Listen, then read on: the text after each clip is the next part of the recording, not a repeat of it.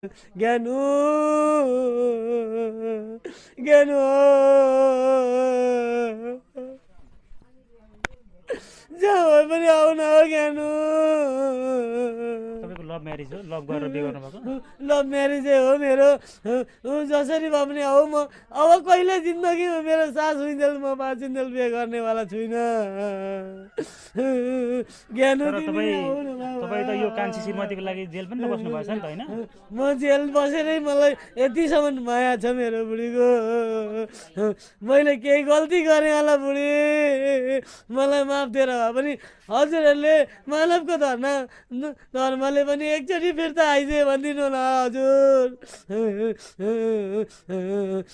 100जनामा 50जनाले नराम्रो भन्नुभयो भने पनि 50जनाको कुरा खाएर भए पनि मेरो बुढी जसरी भए पनि आइदिनु न हो। देश विदेशबाट सबैबाट मलाई सहयोग गरिदिनु न हो। मलाई पैसाको सहयोग चाहिएन।